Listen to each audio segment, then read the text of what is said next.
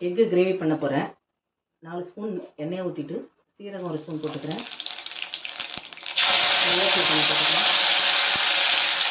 கொஞ்சம் கொத்தமல்லி,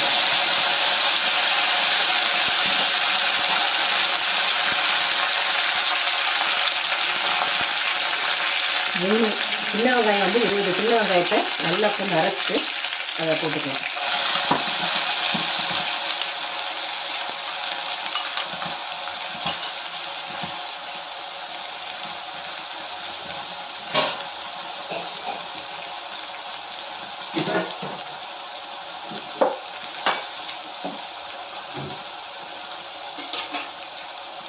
இஞ்சி பூண்டு பேஸ்ட் வந்து 1 ஸ்பூன் போட்டுக்கேன்.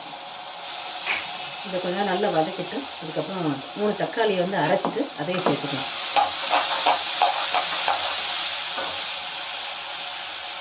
ஒரு 2 நிமிஷம் நல்லா வதங்கட்டும். இது சப்பாத்தி, புலாவு, ஃப்ரைட் ரைஸு இது மாதிரி வச்சு சாப்பிட்டா ரொம்ப நல்லாயிருக்கும் இந்த எக் கிரேவிக்கு.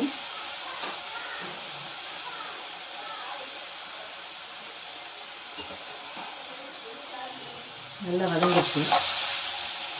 3 தக்காளியை அரைச்சிட்டு அதையும் சேர்த்துக்கலாம்.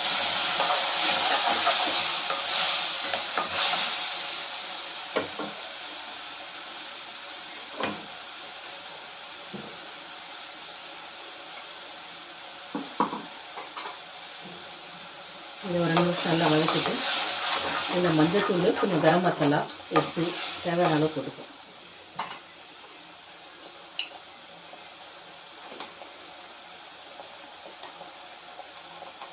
கால் ஸ்பூன் மஞ்சள்தூள்,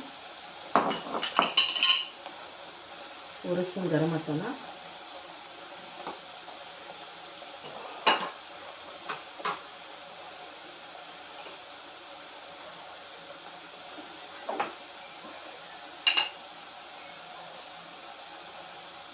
மிளகாத்தூள் 1 ஸ்பூன் போடுறேன்.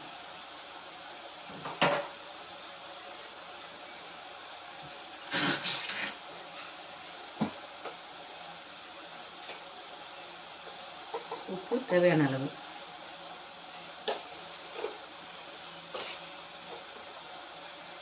போட்டு ஒரு 2 நிமிஷம் நல்லா கிளறிடுவோம். அந்த பச்சை ஸ்மெல் போகிற வரைக்கும் நல்லா கிளறிட்டு அதுக்கப்புறம் கொஞ்சம் ஒரு 1/2 டம்ளர் தண்ணி ஆட் பண்ணிக்கலாம்.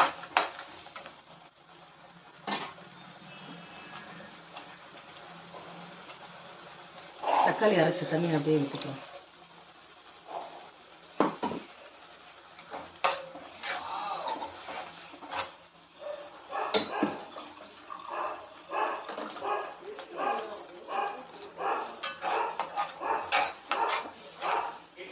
தக்காளி ஊற்றியாச்சு. இது ஒரு 5 நிமிஷம் கொதிக்கட்டும். கொதிச்ச உடனே எக்கை போட்டுட்டு ரெடி பண்ணி சர்வ் பண்ணிக்கலாம்.